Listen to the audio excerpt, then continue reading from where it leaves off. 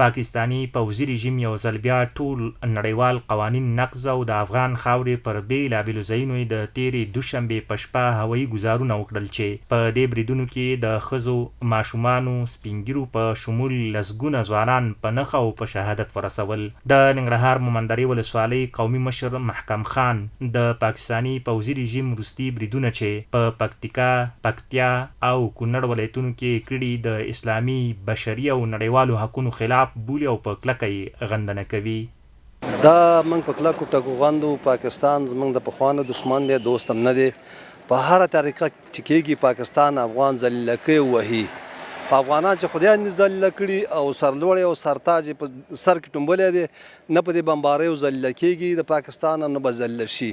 خو دا د پاکستان موږ سره دشمنانه کړنې دي چې کوي چې کله یو ځای کې زموږ مظلوم افغان ولس بمبار کوي او ښځې ماشومان ونیسي او کله بل ځای کې دا چې پرون پکتیکا او یا پکتیا کې کړی بمبار او ښځې او ماشومان او سپینګیري وژلي، دا موږ کلکو ټکو غندو.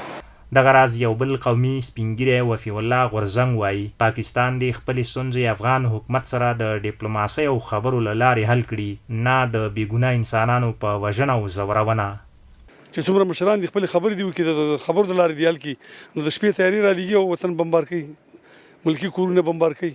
یو نظامي اډه خو دې دا ماته وخوږي دا قطعه مې ایستلې ده، دغه ځای مې بمبار کړی دی، میدان له تللی یم. نو ولې په دلته مظلوم خواران ملکي خلک وژني، ولې زنانه وژني، ولې ماشومان وژني؟ مخکې هم پاکستاني پوځي رژیم د افغانستان پر بېلابېلو ولایتونو کې د ولسي وګړو کورونه په نښه کړي او سلګونه افغانان چې پکې میرمنې او ماشومان هم په شهادت رسولي دي.